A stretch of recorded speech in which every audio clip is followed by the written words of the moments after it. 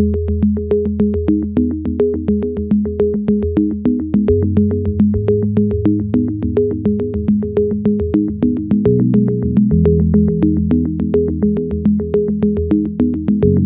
छात्रों, पाणिनि पाठशाला में आपका स्वागत है। नई दिल्ली स्थित इस पाणिनि पाठशाला का ये कॉन्टैक्ट नंबर है।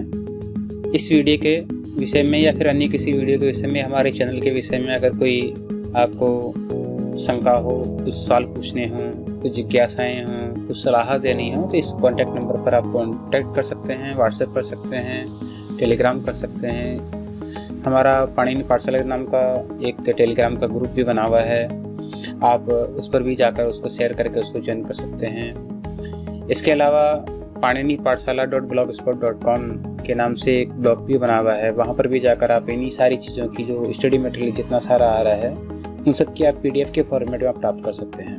पाणिनि पाठशाला गणित, विज्ञान, सामान्य विज्ञान, संस्कृत, अंग्रेजी इत्यादि सारे राजनीति विज्ञान, इतिहास इत्यादि लगभग सभी विषयों पर आप अध्ययन अध्यापन का कार्य करती है। आप इसे जुड़कर अपने स्कूली पाठ्यक्रम को और आगे चलकर कॉलेज के पाठ्यक्रम में भी महत्वपूर्ण सूचनाएं प्राप्त कर सकते हैं। आज हम कक्षा 8 के तहत रुचिरा भाग 3 जिसको हम कह रहे हैं, उसका पहला पाठ सुभाषितानी ले रहे हैं। तो संस्कृत के छात्रों के लिए विशेष ये क्लास है। आगे बढ़ने से पहले सबसे एक निवेदन है कि हमारे चैनल को सब्सक्राइब करें। सब्सक्राइब बहुत आवश्यक है मित्रों, क्योंकि जब सब्सक्राइब करते हैं तो इससे ही चैनल की कुछ विशेष सुविधाएं भी हमें मिलती हैं और उन सुविधाओं का लाभ आगे चलकर आपको ही मिलता है। दूसरी चीज़ है, सब्सक्राइब करने के साथ ही आगे एक बेल आइकन होता है, उस बेल आइकन को दबाकर आप अपने नोटिफिकेशन भी ऑन कर लें। जब आपको नोटिफिकेशन ऑन कर लेंगे तो आपको बहुत फ़ायदा होगा। हो सकता है आज की तारीख में ये जो आप वीडियो देख रहे हैं वह किसी व्हाट्सएप ग्रुप से द्वारा या फिर किसी सोशल मीडिया जैसे फेसबुक इत्यादि के द्वारा आपको मिला हो, लेकिन जब अगली बार वीडियो अपलोड होगा तो ज़रूरी नहीं कि आपको व्हाट्सएप के द्वारा वह मैसेज घूमता हुआ आपको पहुँच पाए। तो अगर आप चाहते हैं कि आपके नोटिफिकेशन हमेशा मिलते रहें और आप कोई भी हमारा कोई वीडियो जो भी नया आ रहा है या फिर आने वाला है उसको आप मिस न करें, तो सबसे आसान तरीका है कि आप इसको सब्सक्राइब करें। सब्सक्राइब करने के पश्चात इसके आगे लगे बेल आइकन को ऑन कर लें, जिससे जैसे ही मैं यहाँ से वीडियो अपलोड करूँगा आपको तुरंत आपके फ़ोन पर आपकी सूचना मिल जाए। वीडियो अच्छा लगने पर कमेंट करें और अगर कोई सुझाव हो तो वो भी आप कमेंट बॉक्स में आप डाल सकते हैं। आप चाहें तो मुझे व्यक्तिगत रूप से मैसेज भी कर सकते हैं। इस वीडियो को लाइक भी करें। लाइक करने से हमें पता चलता है कि कितने लोग इसे रियल में पसंद कर रहे हैं। ये हमारा हौसला बढ़ाता है, इससे हमें प्रोत्साहन मिलता है और इससे हम और आगे और बढ़िया करने के लिए प्रेरित होते हैं। इसलिए इस वीडियो को जरूर लाइक भी करें और अच्छा लगने पर शेयर भी करें। अपने मित्रों के बीच भी बताएं, अपने सहपाठियों के बीच बताएं। अगर कोई ग्रुप है संस्कृत का, उस ग्रुप के अंदर इसको शेयर भी करें ताकि ज़्यादातर लोगों तक ये पहुँच पाए और लोग इसका फ़ायदा उठा सकें। आइए चलते हैं पहले पाठ की तरफ। पहला पाठ सुभाषितानी। सुभाषितानी का सामान्य अर्थ होता है यहाँ पर सु यानी अच्छा और भाषित यानी वचन। अच्छे कहे गए वचन को हम क्या कहेंगे? सुभाषित। तो सुभाषित वे बातें हैं जो अच्छी बातें हैं, जो सुनने में भले ही एक बार हमें कड़वी लगे, लेकिन वे जीवन में हमारे लिए कोई विशेष अर्थ वाली होती हैं, हमें कई मुश्किलों से बचा सकती हैं और निश्चित रूप से जो है हमारे जीवन में उत्कर्षकारी होती हैं, आगे बढ़ने की प्रेरणा देती हैं। तो यहाँ पर इस पाठ के अंदर बहुत सारे अलग अलग चैप्टर्स हैं, जैसे सुक्ति मंजरी हैं, नीति शतक हैं, मनुस्मृति हैं, शिशुपाल वध हैं, पंचतंत्र इत्यादि बहुत सारे ग्रंथ हैं। उन ग्रंथों से एक एक श्लोक लिया गया है। तो देखें इनमें से कुछ चीजें, जैसे नीति शतक है। नीति शतक का लेखक है भर्तृहरि।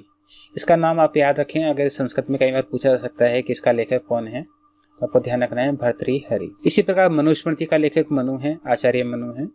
शिशुपाल वध एक ये महाकाव्य है, इसका राइटर का नाम है माघ, तो कवि माघ के नाम से पुकारा जाता है। पंचतंत्र ये स्टोरी बुक है, ये खास करके जैसे कार्टून बुक्स आज की तारीख में आप कार्टून चैनल देखते हैं, इससे पहले चाचा चौधरी वगैरह कार्टून देखते थे। इसी प्रकार ये अच्छी चीजें सिखाने के लिए पंचतंत्र किताब लिखी गई है। इस किताब में पशु पक्षियों के द्वारा माध्यम से कुछ कहानियां लिखी गई हैं और उन कहानियों को ये जो लेखक है, लेखक का नाम है विष्णु शर्मा। ये भी आपको याद रखें, आगे जीवन में काम आएगा, विष्णु शर्मा। आइए चलते हैं पाठ की तरफ।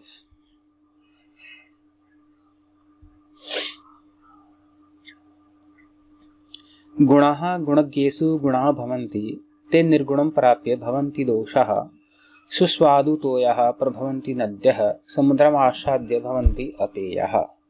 यहाँ पर एक बहुत अच्छी बात बताई गई है।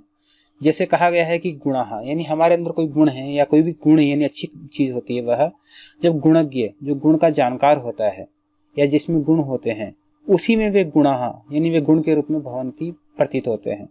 कोई अच्छी बात है, जैसे मान लीजिए कि हमारे बहुत बड़े वैज्ञानिक हुए हैं, मिसाइल मैन के नाम से पुकारा जाता है जिनको, जैसे अबुल कलाम, तो उनके पास एक क्वालिटी थी, उनके पास विज्ञान की बहुत अच्छी तकनीकी थी, उनको समझ थी, उनको रॉकेट साइंस की बहुत अच्छा ज्ञान था। तो उन्होंने भारत को रॉकेट के लिए और भारत को मिसाइल के लिए बहुत अच्छा योगदान दिया। वहीं आपने देखा होगा कि कुछ आतंकवादी वगैरह होते हैं जो उनमें गुण तो होते हैं लेकिन वे उन गुणों का दुरुपयोग करते हैं। इसलिए कह रहे हैं कि अगर वे ही गुण किसी दुर्गुण को प्राप्त हो जाएं, किसी निर्गुण को प्राप्त हो जाएं, किसी दुष्ट व्यक्ति के पास चले जाएं, तो वे ही उनके लिए दोष बन जाते हैं। तो आपको ध्यान रखना है कि गुणा यानी जो हमारे गुण हैं या कोई क्वालिटी है, केवल गुणी व्यक्तियों में ही अच्छे लगते हैं, वे उसमें ही गुण बने रहते हैं। लेकिन जैसे वे किसी निर्गुण या किसी दुष्ट व्यक्ति के हाथ लग जाएं, वे निश्चित रूप से जो है समाज और दुनिया या दूसरे व्यक्तियों के लिए वे दोस्त के रूप में काम आते हैं। कई बार वे लोग खतरा भी बन जाते हैं। जैसे आप लोगों ने देखा था कि अमेरिका पर अटैक हुआ 9/11, हमारे यहाँ जो है 26/11 का अटैक हुआ, तो वे सारे बहुत सारे उसमें जो हैं गुण थे, लेकिन वे दुष्ट लोगों के हाथ में होने की वजह से उन्होंने हजारों सैकड़ों लोगों को मार दिया। एक उदाहरण के द्वारा इस चीज को समझा रहे हैं कि नद्यः यानी जो नदियां होती हैं, नदियां हमेशा, जब भी आपने देखा होगा कि नदियां जब बहती है, जो प्रभवंती जब बहती हैं, तो उनका जो तोयः यानी पानी सुस्वादु अच्छे स्वाद वाला होता है, मीठा होता है। लेकिन जैसे ही समुद्र को आसाद्य प्राप्त होती है यानी समुद्र में मिलती है, वे अपेयाः पीने योग्य नहीं रहती। भवन्ति अपेयाः उनका पानी पीने योग्य नहीं रहता, क्योंकि समुद्र का पानी खारा होता है और नदी का पानी मिलकर भी उसमें वह भी खारा हो जाता है। उसी प्रकार दोष भी अगर किसी निर्गुण व्यक्ति को मिल जाए, किसी बुरे व्यक्ति के पास चले जाएं, तो वे ही दोष बन जाते हैं। इस पूरे श्लोक के अंदर देखें एक संधि है भवन्ति अपेया, तो यहाँ पर देखें भवन्ति प्लस अपेयाः, यहाँ पर यण संधि है, याद रखें, आगे भी काम आएगी। यण संधियां भी कोर्स में आपके हैं। इसका अन्वय मैंने नीचे दे रखा है। अन्वय में क्या होता है कि कर्ता कर्म क्रिया इत्यादि को एक क्रम से रखा जाता है। इसमें छोटी छोटी लाइनें हैं, जैसे गुणाः गुणगेषु गुणाः भवन्ति, ये पहली लाइन है, यानी गुण गुणज्ञ व्यक्तियों में ही गुण रहते हैं। लेकिन जैसे ही वे ते निर्गुणम कि वे किसी गुणहीन व्यक्ति को प्राप्त होते हैं, वैसे ही वे दोष बन जाते हैं। जिसे सुस्वादु तो यह नद्य अच्छे पानी वाली जो नदियां हैं, वे प्रभवंती वे बहती है, परम यानी परंतु, ता समुद्रम आसाद्य वे जैसे ही समुद्र में मिलती है वे अपेया हो जाती हैं, पीने योग्य नहीं रहती है। इसके शब्दार्थ हैं, इसके मीनिंग्स हैं और उसके अर्थ भी लिखा हुआ, सरलार्थ भी लिखा हुआ है, नीचे भावार्थ इत्यादि भी लिखे हुए हैं। आप इन सब चीज़ों की PDF फॉर्मेट के अंदर आप प्राप्त कर सकते हैं। हमारा इसका डिस्क्रिप्शन मैं नीचे दे दूंगा, वीडियो के नीचे डिस्क्रिप्शन में इसका लिंक दे दूंगा। आप हमारे चैनल पर जाएं और चैनल के बाद वहाँ पर ब्लॉग स्पॉट का एक लिंक मिलेगा, उस लिंक पर क्लिक करके इन सब चीज़ों के या इन सब वीडियो के आप PDF फॉर्मेट में आप प्राप्त कर सकते हैं। सारे नोट्स आपको वहाँ उपलब्ध हो जाएंगे। आइए चलते हैं दूसरे श्लोक की ओर। साहित्य संगीत कला विहीनः साक्षात् पशुः पुच्छ विषाणहीनः तृणन्न खादन अपि जीवमानः तद्भागधेयं परमं पशूनां। यहाँ पर बहुत अच्छी बातें कही गई है कि यदि कोई व्यक्ति है जिसमें न साहित्य है या न उसको साहित्य में रुचि है, न उसको किसी संगीत में रुचि है और न कला में कोई रुचि है, यानी जिसको न साहित्य आता है न संगीत और कला, इनसे कोई विहीन है यानी रहित है, ऐसा व्यक्ति जो है वह उसके जीवन में कोई रस नहीं है, इसलिए उसमें और जानवर में कोई फर्क नहीं है। इसलिए कह रहे हैं कि जो साहित्य संगीत और कला से ही जो व्यक्ति होता है वह साक्षात पशु, वह बिल्कुल निरा पशु की तरह ही है, उसमें और जानवर में कोई फर्क नहीं है। क्योंकि जानवरों को भी न साहित्य का ज्ञान होता है, न संगीत का ज्ञान होता है, न कला का ज्ञान होता है। अतः साहित्य संगीत और कला से रहित जो कोई भी व्यक्ति है वो पशु के समान ही है। लेकिन थोड़ा सा फर्क है जानवर में और उसमें। कितने फर्क हैं? 2 फर्क हैं। सबसे पहला फर्क है कि पुच्छ विषाणहीन, जानवर की पूंछ यानी पुच्छ होती है, विषाण का अर्थ होता है सींग, यानी उसके सींग भी होते हैं। लेकिन वह जो इंसान है जिसको साहित्य संगीत कला की कोई जानकारी नहीं है, कोई इंटरेस्ट नहीं है, उसके पूंछ और सींग तो नहीं है, लेकिन असल में है जानवर ही। अच्छा, दूसरी और क्या क्वालिटी है, दूसरी क्या जो अच्छी बात है तो यहाँ पर एक अच्छी बात और बता रहे हैं कि इतना बुरा होते हुए भी इनमें कुछ अच्छी बात है, जैसे तृणन्न खादनपि जीवमानः, वे यानी साहित्य संगीत कला से रहित जो पशु के जैसे लोग हैं, वे तृणम न खादन यानी तिनका नहीं खाते हैं। तृण का मतलब यहाँ पर घास है, यानी घास नहीं खाते हैं, फिर भी जिंदा है यानी जिंदा रह रहे हैं। तद भागधेयम परमम पशुनाम, यह तद यानी यह बात कि वो घास नहीं खाते हैं, ये पशुनाम यानी जानवरों के लिए परमम यानी बहुत बड़े, भागधेयम सौभाग्य की बात है। क्यों? क्योंकि आपको पता है कि पशुओं के लिए आज की तारीख में वैसे भी चारा कम है, ठीक है ना। कई बार अकाल पड़ता है, बहुत सारा चारा जानवरों के लिए नहीं होते हैं। अगर ये जो मनुष्य रूपी पशु हैं, जो साहित्य संगीत और कला से रहित है, अगर ये पशु भी अगर घास खाने लगे, तिनका खाने लगे, तृणम खाने लगे, घास खाने लगे, तो ये बेचारे जो वास्तविक पशु हैं, जो असली में जो जानवर हैं, ये तो भूखे ही मर जाएंगे।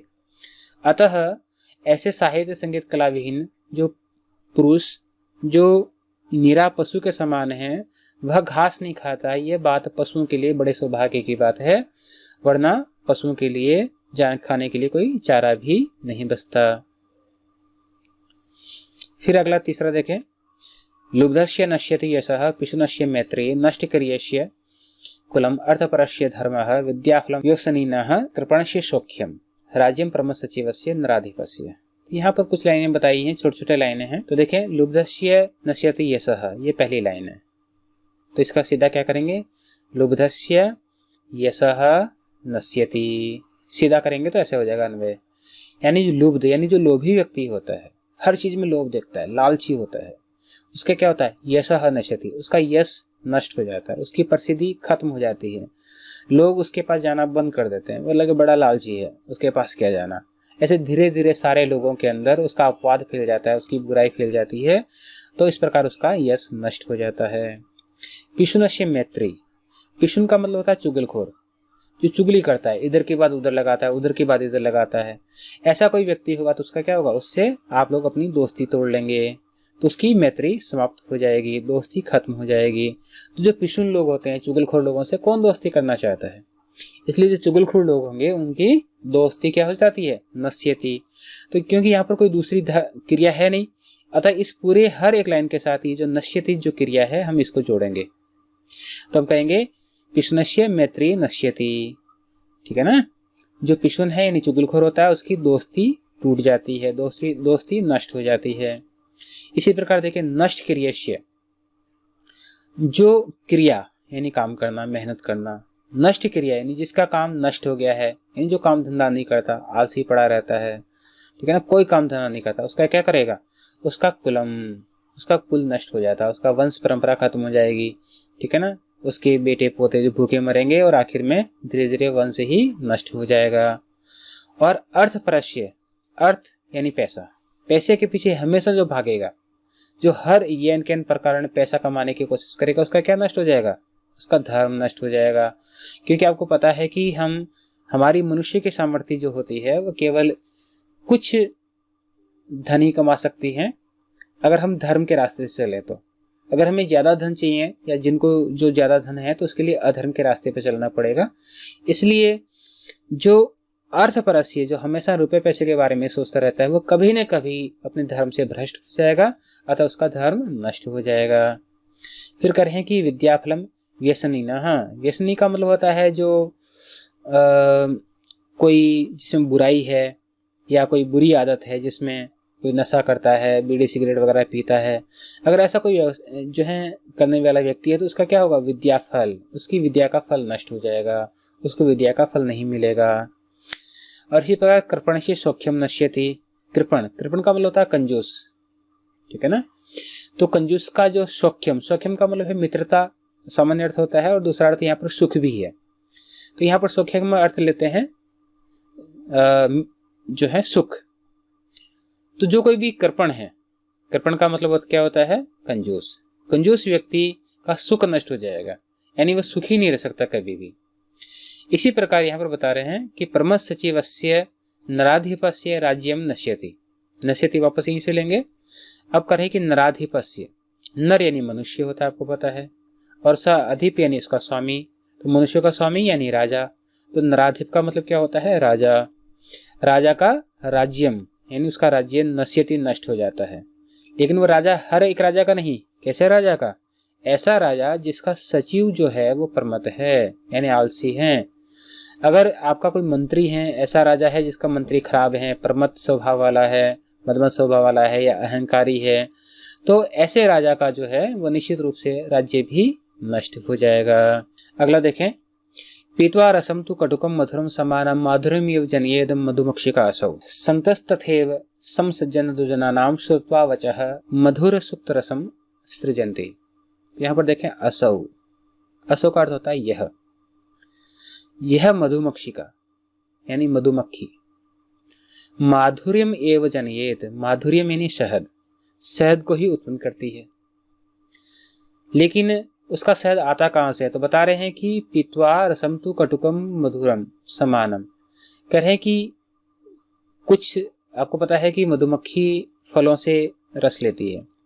वह फल कटुक यानी कड़वा भी हो सकता है, मधुरम यानी मधुर भी हो सकता है। दोनों का समान रूप से वह रस लेती है। कटुकम मधुरम व समानम रसम पीत्वा, चाहे कोई कड़वा पुष्प हो या कोई मधुर पुष्प हो, उसको समान रूप से रस को पीकर यानी रस को लेकर वह मधुमक्षिका जो होती है वो माधुरी में जनियत, मीठा ही बनाती है। यानी जो शहद बनाती है वो कैसा होता है? हमेशा मीठा ही होता है।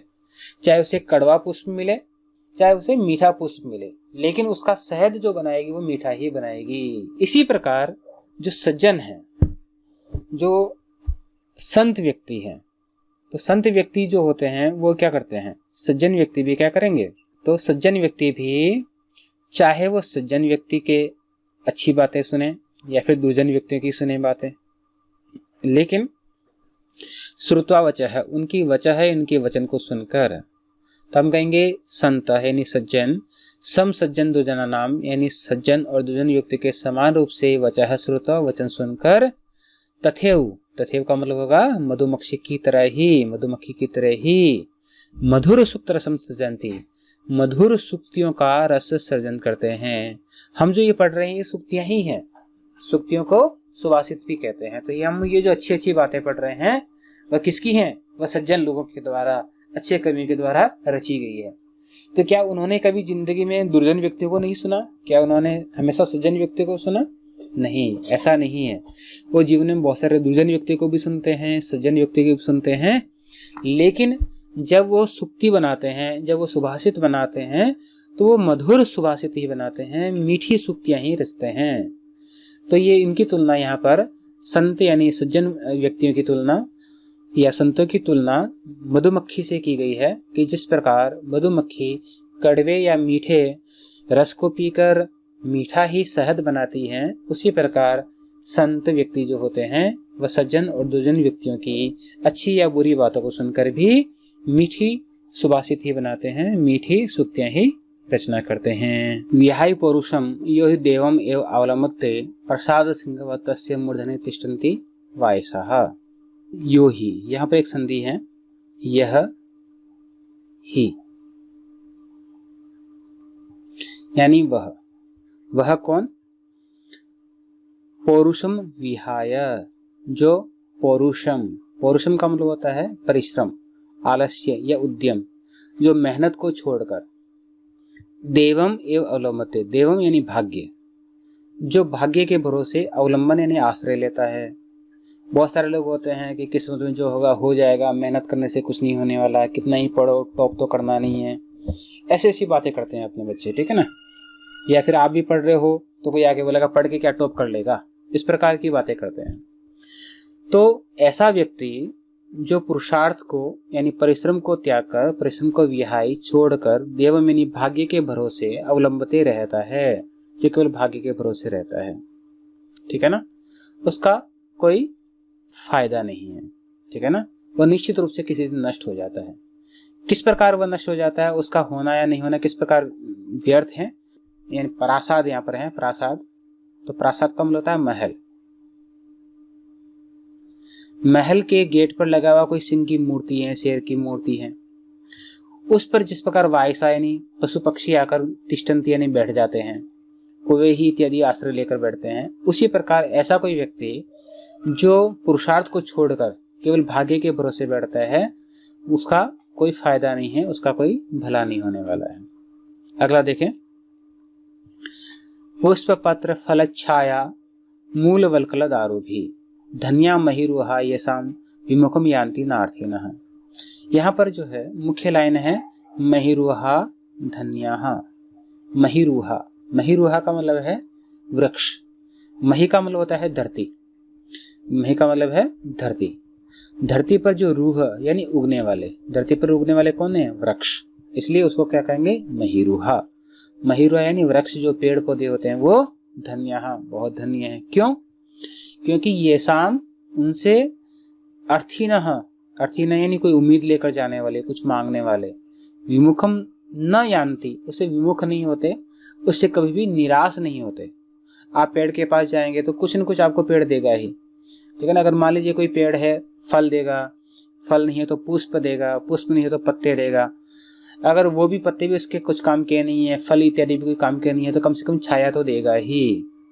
इसलिए यहाँ पर बता रहे हैं कि पेड़ जो हमें क्या क्या देता है, तो पुष्प, ठीक है ना, पत्र यानी पत्ते, बहुत सारे फल या छाया, या उसकी जो जड़ें हैं, या फिर उसका वल्कल यानी छाल है। छाल से भी बहुत सारे जो है, पुराने समय में तो छाल से ही वस्त्र बनते थे, लोग छाल के ही कपड़े पहनते थे। और दारू यानी लकड़ी, जिसे दरवाजे तिथि बनते हैं, टेबल कुर्सी वगैरह बनते हैं। तो एक पेड़ के पास कितनी सारी चीजें हैं देखिए, ठीक है ना। आप जो कुछ भी उम्मीद लेकर जाओगे वो आपको जरूर मिलेगी, यानी कुछ न कुछ पेड़ जरूर देगा। इसलिए यहाँ पर कह रहे हैं कि पुष्प, पत्र, फल, छाया, मूल, वल्कल यानी छाल, दारू यानी लकड़ी इत्यादि के द्वारा देने से ये जो पेड़ पौधे हैं, महिरुहा है, वो बिल्कुल धन्य हैं, यानी उनका जीवन धन्य है। ये शाम जिनसे अर्थिनः यानी मांगने वाले, विमुखम न यान्ति, कभी विमुख नहीं होते, कभी निराश नहीं होते। तो नार्थिनः यहाँ पर संधि है न प्लस अर्थिनः, यहाँ पर दीर्घ संधि है, ठीक है, न प्लस अर्थिनः दीर्घ संधि है। अगला है चिंतनिया ही विपदाम आदौ एव प्रतिक्रिया न कूप खननम युक्तम प्रदीप्ते वहनिना गृहे। यहाँ पर बता रहे हैं कि विपदाम आदौ, विपदाम यानी विपत्ति आने पर, मुश्किल से, आदौ यानी प्रारंभ में ही, स्टार्टिंग में ही, प्रतिक्रिया चिंतनिया, प्रतिक्रिया यानी उसका क्या प्रतिक्रिया करना है, उसका क्या उपचार करना है, उसको कैसे उस विपदा को दूर करेंगे, उस मुश्किल को कैसे दूर करेंगे, इस विषय में चिंतनिया, चिंतन कर लेना चाहिए, विचार कर लेना चाहिए। मुश्किल आने से पहले ही, मुश्किल आने पर तो हर कोई करता है, इसलिए समझदार व्यक्ति वही होता है जो मुश्किल के आने से पहले ही उसकी क्या प्रतिक्रिया करनी है, उसका क्या उपचार करना है, उसको विचार कर लेना चाहिए। फिर उदाहरण दे रहे हैं एक और, कि जब ग्रहे वहनिना प्रदीप्ते, यदि आपका घर जो है वहनिना यानी आग से, प्रदीप्ते जलने लगे, उस समय यदि आप कहो कि इसको बुझाने के लिए कूप खनन, कुआं खोद के पानी निकाल लें, तो क्या ये उचित है? तो ये बता रहे हैं कि न युक्तम, ये बिल्कुल उचित नहीं है। तो यहाँ पर कह रहे हैं कि ग्रहे वहनिना प्रदीप्ते, घर में आग लग जाने के पर कूप खननम, कुआं खोदकर पानी निकालना, और ये उम्मीद करना है कि जब कुआं खोदेंगे फिर पानी निकाल के उसे आग बुझा लेंगे, ये न उत्तम, ये बिल्कुल भी युक्त नहीं है, बिल्कुल भी उचित बात नहीं है, ठीक है। इसके शब्दार्थ हैं, आप आराम से देख सकते हैं, इसमें मीनिंग्स वगैरह है। अब पाठ के हम सवाल करते हैं। तो पहला सिंपल सा है, सस्वर वाचन करना है, आप आराम से कर सकते हैं, टेक्स्ट की पूर्ति है, आपको इनको श्लोक को देखकर ही करना है, तो इसके लिए आप आसानी से कर सकते हैं।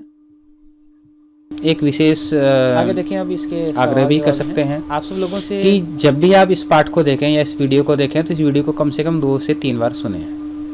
2 से 3 बार सुनने पर यह सारा वीडियो आपको बिल्कुल याद हो जाएगा, कंठस्थ भी हो जाएगा, और उसके पश्चात अभ्यास करने बैठें। अभ्यास पहले नहीं करें। दूसरी एक और निवेदन है स्पेशल रूप से, कि कभी भी अभ्यास का ये वीडियो फर्स्ट टाइम में न देखें। पहले 2 से 3 बार पूरी वीडियो के श्लोक इत्यादि देखें, उसके पश्चात किताब लें और किताब उठाकर खुद उन सवालों को हल करने की कोशिश करें, सारे अभ्यासों को। आपके हिसाब से क्या उत्तर ठीक लग रहा है, वो सारे उत्तर आप उसमें एक बार नोट कर लें, चाहे पेंसिल से भर लें। जैसे 8वीं की किताब के अंदर सारे लगभग जगह होती है, फिल इन ब्लैंक्स होते हैं मैक्सिमम, तो आप उनको पूरी तरह भर लें पेंसिल से। फिर उसके पश्चात इस वीडियो पर फिर से आएँ और फिर आकर उन उत्तरों का मिलान करें कि आपने जो उत्तर मिलाया है वो सही है या नहीं है, कहाँ गलत हुआ है। आप उनको वापस मिटाकर ठीक कर लें। उसके पश्चात अपनी कॉपी में नोट करें और अपना होमवर्क के रूप में इसको ज़रूर करें और अपने टीचर को ज़रूर चेक करवाएं। तो यहाँ पर देखें कि हम इनके सवाल का उत्तर कर रहे हैं, सॉल्व करते हैं। पहला और दूसरा जो सिंपल सा है, पहला तो इसमें सिंपल सा है, स्वर वाचन करना है। दूसरा जो है वह रिक्त स्थान की पूर्ति है। इसमें क्या है कि श्लोक का आधा अंश दे रखा है और आधा अंश आपको श्लोक को देकर पूरा करना होता है। तो इसका आसान तरीका क्या होता है कि आप बेटर तरीके से याद भी कर लें थोड़े थोड़े, तो धीरे धीरे आप संधि को तोड़ के इन शब्दों को भर सकते हैं। मैंने यहाँ पर भर के रख दिया है। समुद्रम आसाद्य भवन्ति ये पेयाः श्रुतावचः मधुर सुक्तरसं सृजन्ति तदभागधेयं परमं पशूनां विद्याफलं व्यसिनः इत्यादि इत्यादि। आप सारा है इनको देख सकते हैं। दूसरा देखें प्रश्नों के उत्तर। अब यहाँ के जो है एक पद में देना है। तो व्यसनिनः किम नश्यति, जो व्यसनी होता है, जो जिसमें कोई बुराई होती है, जिसमें कोई बुरी आदत होती है, जो बीड़ी सिगरेट नशा इत्यादि करने वाला व्यक्ति होता है, उसकी क्या चीज़ नष्ट हो जाती है। तो इसका उत्तर है विद्याफलम, उसका विद्या का फल नष्ट हो जाता है। आपने देखा होगा कि बहुत सारे लोग जो हैं पढ़े लिखे लोग हैं, अपने आस पड़ोस में कोई देखा होगा, वो कभी शराब पीकर हंगामा करते हैं, तो आपके घर वाले मम्मी पापा या फिर बुजुर्ग क्या कहते हैं, इसके पढ़े लिखे होने का क्या फ़ायदा, ठीक है ना, बड़ा जो है कोई फ़ायदा नहीं इसके पढ़े लिखे का। तो वहाँ पर उसने जो पढ़ाई लिखाई की, उस पढ़ाई लिखाई का क्या, उसका कोई फल नहीं मिला उसे, ठीक है ना। पढ़े लिखने का कोई मतलब नहीं है, उसका कोई बुराई है उसके अंदर। तो इसलिए यहाँ पर व्यसनिनः किम नश्यति विद्याफलम। फिर है कस्य यशः नश्यति, किसका यश नष्ट हो जाता है, किसको लोग याद नहीं करते, किसकी प्रशंसा नहीं करते, यश यानी कीर्ति किसकी नहीं होती। तो हमने देखा था कि लुब्धस्य, जो लोभी व्यक्ति होता है उसका यश नष्ट हो जाता है। अगला है मधुमक्षिका किम जनयति, आपको पता है कि मधुमक्षिका जो है क्या उत्पन्न करती है, माधुर्यम, माधुर्य यानी शहद, मधुमक्खी जो है शहद उत्पन्न करती है। फिर है मधुर सुक्त रस के सृजन्ति, मधुर सुक्ति रूपी रस कौन बनाते हैं। तो आपको पता है कि सुक्तियाँ किस तो कौन लिखते हैं, जो कवि लोग होते हैं, जो संत लोग होते हैं, वहाँ पर जो है यहाँ पर इसलिए कहता है कि संत जो है वह मधुर सुक्तियों के रस लिखते हैं। अगला है अर्थिनः केवि विमुखा न यान्ति, यानी अर्थिनः यानी जो इच्छा रखने वाले जो लोग हैं वह किससे विमुख नहीं होते। तो महिरूहे भी है, यानी वृक्षों से वे विमुख नहीं होते। आगे देखें चौथा सवाल। यहाँ पर देखें कि तद्भव और तत्सम शब्द हैं, उनका मिलान करना है। अब इससे पहले हम तद्भव और तत्सम के बारे में जान लेते हैं। सबसे पहले समझते हैं तत्सम। तत्सम का मतलब है तत् में दो टुकड़े करेंगे तो इसका मतलब है तत् प्लस सम। सम का मतलब होता है समान, तत् यानी उसके, तो तत्सम का अर्थ क्या हुआ, उसके समान। अब सवाल उठता है कि किसके समान। तो इसको जानने से पहले आपको जानना पड़ेगा कि ये जो भाषा है, जैसे हिंदी भाषा इत्यादि जो है वो किससे बनी है। तो हिंदी भाषा संस्कृत से बनी है।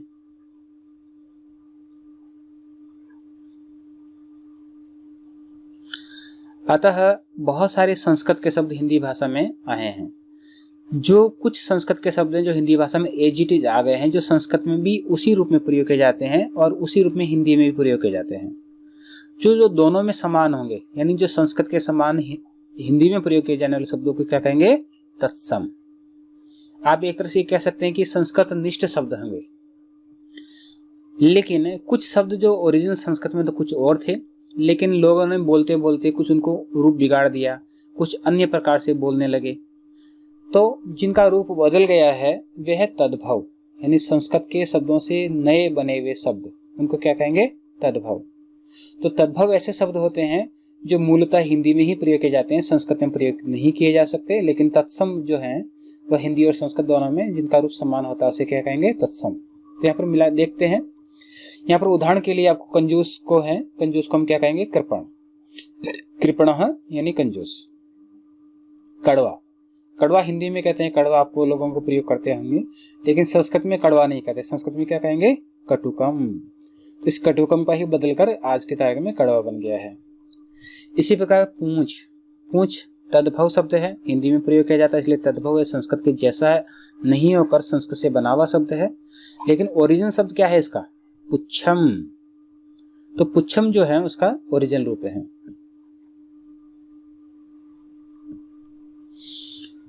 अगला देखें लोभी।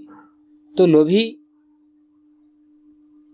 अगला देखें लोभी, लोभी का लुब्धः। इसी प्रकार मधुमक्खी का मधुमक्षिका, संस्कृत में मधुमक्षिका कहेंगे, हिंदी में मधुमक्खी कहेंगे। तिनका, तिनका का तत्सम क्या होगा? तृणम। ठीक है, आगे देखें यहाँ पर कर्तृपदम और क्रियापदम छांटना है। तो वाक्य दे रखा है यहाँ पर, देखो कि कर्तृपदम और क्रियापदम छांटने का आसान तरीका क्या होता है। क्रिया जो होती है हमेशा याद रखना है कि तीतः अंति वाली होती है, ठीक है ना। और कर्ता कौन होगा? वह संज्ञा या सर्वनाम हो सकता है, ठीक है। तो यहाँ पर देखें संतः मधुर सुक्त रसम सृजंती, इसमें जो है कर्ता कौन है? संतः, और क्रिया कौन सी है? सृजंती। अब बाकी क्रियाओं में देखें कि कहाँ कहाँ क्रिया हो सकती है। तो जो जिनके रूप भवति भवत भवंती, पठति पठता पठंती की तरह चलते हैं, निश्चित रूप से वो कैसे होंगी? वो क्रियाएं होंगी। जैसे यहाँ पर भवंती दिख रहा है, यहाँ पर भवंती दिख रहा है, यहाँ पर नाशित दिख रहा है, यहाँ पर भवंती दिख रहा है, ये सारी कैसी हैं? ये सारी क्रिया। कर्ता में देखें यहाँ पर देखें, लेकिन थोड़ा सा और आगे चलेंगे भवंती किसके लिए आया है? जैसे लोट लकार इत्यादि में याद करेंगे तो भवेत, यहाँ पर गुण होते हैं तो गुण से भी याद करेंगे, कर्ता हो जाएगा। तो वो भी जो है यहाँ पर जनियत में जो है उत्पन्न करता है, तो कौन उत्पन्न करता है? ये क्रिया मधुमक्खी उत्पन्न करती है, इसलिए मधुमक्खी का कर्ता बन जाएगी। यहाँ पर देखें पिशुनस्य मैत्री यशः नाश्यति। तो यहाँ पर देखें कि किसको नष्ट करती है, यानी कौन नष्ट करता है, तो आप बताएंगे मैत्री, ठीक है। अगला है नद्यः समुद्रम आसाद्य अपयः भवन्ति। तो भवन्ति यानी हो जाती है, तो कौन हो जाती है? तो नदियां, इसलिए नद्यः यहाँ पर इसका कर्ता बन जाएगा। अगला देखें रेखांकित पदों के आधार पर प्रश्न निर्माण करना है। तो प्रश्न निर्माण के लिए आपको किम इत्यादि के शब्दरूप आने चाहिए, बालक के शब्दरूप आने चाहिए। अगर इन दोनों के शब्दरूप आपको अच्छे से याद हैं तो आप आराम से प्रश्न निर्माण कर सकते हैं। इसके लिए मैंने अलग से वीडियो बनाया है जिसमें शब्दरूप और धातुरूप के बारे में बताया गया है, वर्णमाला के विषय में बताया गया है।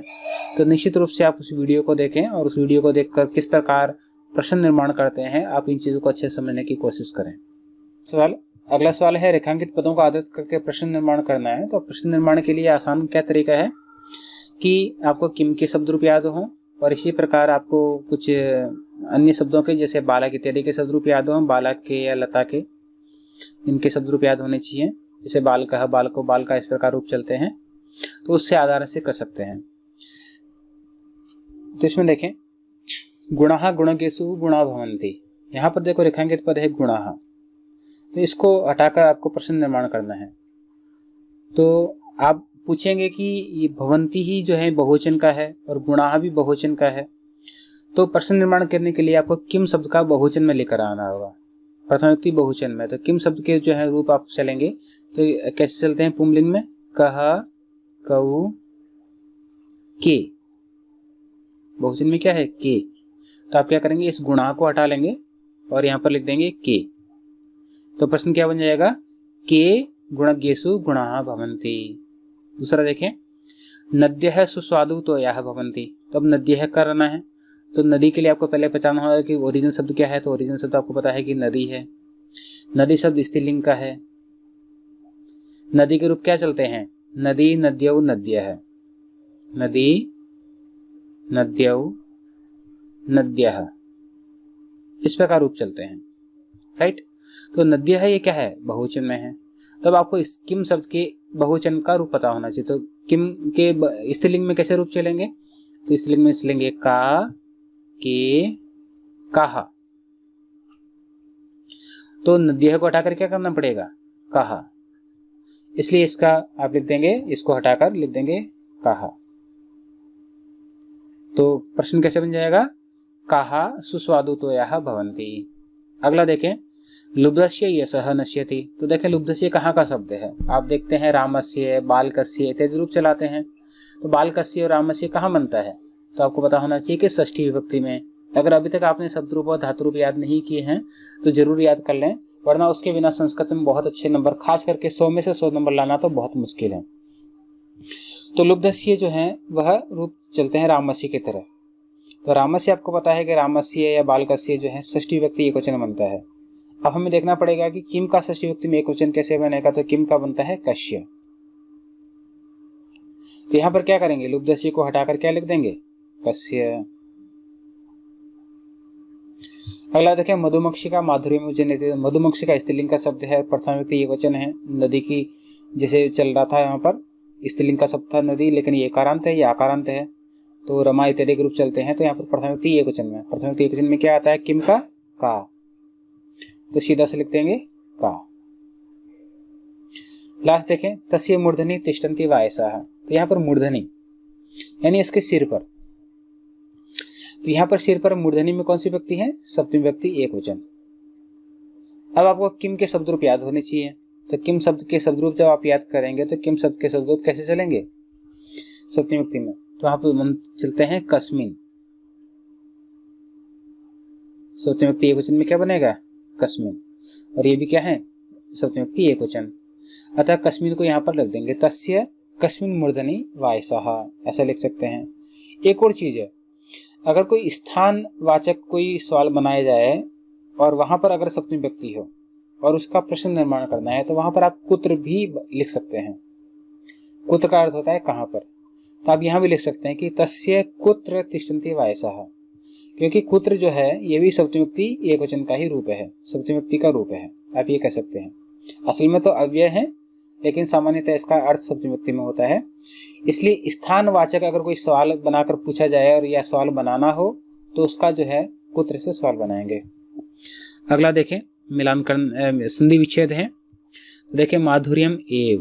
तो यहाँ पर क्या होगा, माधुर्यम अलग हो जाएगा, म हलंत हो जाएगा ऐसे, और ये ए की मात्रा अलग हो जाएगी, इस प्रकार लिखना है। इसी प्रकार अल्पम एव। अल्पम एव में भी क्या है, अल्पम में म अलग हो जाएगा हलंत वाला और एव अलग हो जाएगा। इसी प्रकार सर्वम एव, देवम एव, महात्मा नाम उक्ति ही, विपदाम आदौ। यहाँ पर इस प्रकार अलग अलग कर देंगे। यहाँ पर एक स्पेशल है, जैसे आदौ एव, यहाँ पर अयादि संधि है, यहाँ पर औ है उसको क्या हो जाएगा, आ हो जाता है, इसलिए अयादि संधि है। वो हम संधि के एक चैप्टर में पढ़ेंगे, इसके लिए हमने अलग से एक वीडियो बनाया है। अतः हमारी वीडियो पर जाएं और संधि वाली वीडियो को देखें ताकि संधि के विषय में जानकारी प्राप्त कर सकें। अगला योग्यता विस्तार से वाला है, इसमें बहुत सारी चीजें अच्छी बातें बताई गई है। और इसके अलावा कुछ नए श्लोक दिए गए हैं जिनको आपको ध्यान देने की आवश्यकता है। जैसे एक है, येषां न विद्या न तपो न दानम ज्ञानम न शीलम न गुणो न धर्मः ते मर्त्यलोके भुवि भारभूतः मनुष्य रूपेण मृगाश्चरन्ति। तो ये जो पहला श्लोक था हमारा, उसके बिल्कुल उसके जैसा का जैसा है। यहाँ पर भी बताया गया है कि जिनमें न विद्या है, न कोई तप है, न कोई दान है, न कोई ज्ञान है, न उनमें शील चरित्र है, न कोई गुण है, न कोई धर्म है, वे असल में मनुष्य जो है वो मृगाः, वे जानवरों की तरह ही हैं। ठीक है ना। तो वे पृथ्वी पर भुवि भारभूताः, वे पृथ्वी पर भार के समान हैं, इत्यादि इत्यादि है। दूसरा देखें, गुणः गुण स्थानम गुणीषु न च लिंगम न च वयः। तो यहाँ पर बता रहे हैं कि गुणीषु यानी जो गुणवान व्यक्ति होते हैं, उनमें जो उनके जो गुण होते हैं वे ही पूजा स्थानम यानी उनकी ही पूजा की जाती है। उनकी लिंग यानी वह स्त्रीलिंग है या पुंलिंग है, लड़का है या लड़की है, ये नहीं देखा जाता। या फिर वयः है, उसकी उम्र भी नहीं देखी जाती, वह छोटा है 10 साल का है या 50 साल का है। अगर उसमें क्वालिटी है, उसमें गुण है, उसमें अच्छाई है तो उसका सम्मान किया जाता है। अगला देखें, न्यायात पथः प्रविचलन्ति पदम न धीराः। न्याय के पथ से धीर व्यक्ति अपने एक पद भी यानी एक कदम भी विचलित नहीं होते हैं। फिर करें कि दुर्जनः परिहर्तव्यो विद्या अलंकृतो अपि सन्। यहाँ पर बता रहे कि जो दुर्जन व्यक्ति है उसको दूर से ही परिहर्तव्य, दूर भगा देना चाहिए। चाहे वो विद्या से अलंकृत हो, चाहे उसके पास कितनी अच्छी पढ़ाई हो, लेकिन अगर दुर्जन है, अगर वो बीड़ी सिगरेट पीता है, नशा करने वाला है, ठीक है ना, टाइम पे नहीं आता, तो ऐसे हमें कोई दोस्ती नहीं रखनी क्लास के अंदर, हमें उसको दूर से भगा देना है। फिर कह रहे हैं कि न प्राणांते प्रकृति विकृति जायते च उत्तमानाम। तो यहाँ पर देखिए उत्तमानाम यानी उत्तम जो लोग होते हैं उनमें चाहे प्राण का अंत हो जाए, मृत्यु तक उनकी जो है जो भी प्रकृति जो स्वभाव है वो विकृत नहीं होता, उनमें बदलाव नहीं आता, वो जैसे होते हैं वैसे के वैसे रहते हैं।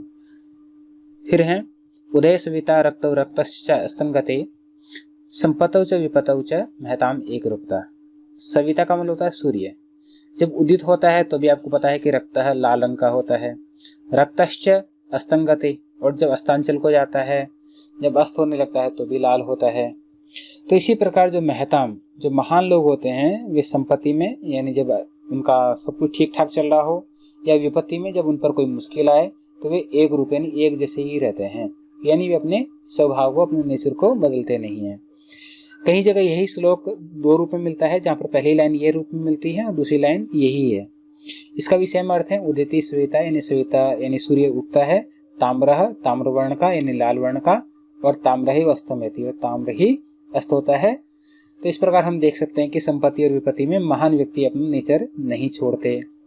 तो इस प्रकार बहुत सारी चीजें हैं। यहाँ पर एक और चीज बताई गई है संधि के विषय में कि गुणः गुणगेषु गुणा भवन्ति। तो यहाँ पर देखिए गुणः विसर्ग होना चाहिए था, लेकिन संधि की वजह से, विसर्ग संधि के कुछ नियम लगेंगे, उसकी वजह से यहाँ पर विसर्ग का लोप हो गया है, ठीक है ना। लेकिन अगर आप संधि के बिना पढ़ेंगे तो कैसे पढ़ेंगे, गुणः गुणगेषु गुणः भवन्ति, इस प्रकार आपको पढ़ना पड़ेगा। संधि के विषय में जानने के लिए हमारा संधि का वीडियो अवश्य देखें। इस वीडियो को सब्सक्राइब करें, ज़्यादा से ज़्यादा शेयर करें और नोटिफिकेशन ऑन कर लें, ताकि जैसे ही मैं वीडियो डालूं आपको तुरंत मिल जाए। इसको लाइक करें और इस पर कमेंट भी करें। धन्यवाद।